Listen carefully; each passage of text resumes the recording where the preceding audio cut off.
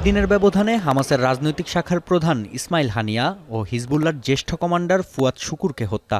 এর রেশ কাটতে না কাটতেই খবর মিলল মধ্য জুলাইয়ে ইসরায়েলের বিমান হামলায় নিহত হামাসের সামরিক শাখার প্রধান মোহাম্মদ দেইফ।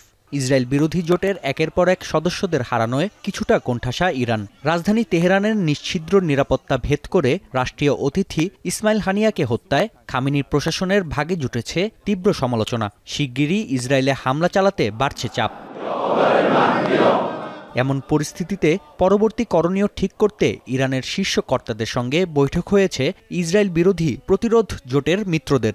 তালিকায় রয়েছে হামাস, ফিলিস্তিন ইসলামিক জিহাদ, হুতি বিদ্রোহী গোষ্ঠী, হিজবুল্লাহ এবং ইরাক ও সিরিয়ার কয়েকটি মিলিশিয়া গোষ্ঠী। মার্কিন গণমাধ্যম নিউ ইয়র্ক টাইমসের প্রতিবেদন বলছে, ইসরায়েলে সরাসরি হামলার ঘোষণা দিয়েছেন ইরানের সর্বোচ্চ ধর্মীয় নেতা আয়াতুল্লাহ আলী খামেনি। বৈঠকের সূত্র ধরে রাজনৈতিক বিশ্লেষকদের ধারণা, ইরানের সঙ্গে হামলায় যুক্ত হতে পারে মিত্ররা।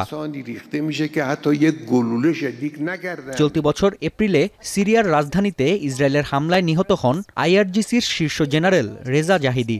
ঘটনার 2 সপ্তাহ পর ইসরায়েলের অভ্যন্তরে 3 শতাধিক ড্রোন ও ক্ষেপণাস্ত্র হামলা চালায় ইরান। যদিও পশ্চিমাদের সহায়তায় 99% আক্রমণই প্রতিহত করে তেল আবিবের আকাশ প্রতিরক্ষা ব্যবস্থা। তাই মিত্রদের সহায়তায় এবার আরও বড় পরিসরে হামলা করা হতে পারে বলে প্রতিবেদন প্রকাশ করেছে ইসরায়েলের গণমাধ্যম দ্য টাইমস অফ ইসরায়েল। সম্ভাব্য টার্গেট তেল আবিব ও হাইফার মতো বড় শহরগুলো, বাদ থাকবে না বেসামরিক স্থাপনা।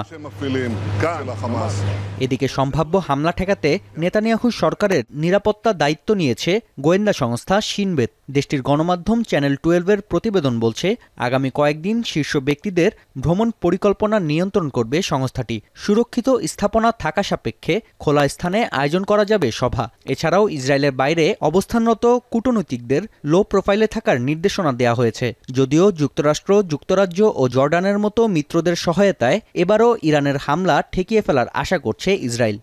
לאחר שחיסלנו שלשום את רמטכ"ל חיזבאללה מוחסן, היום הגיע העימות הסופי לחיסולו של רמטכ"ל חמאס מוחמד דף.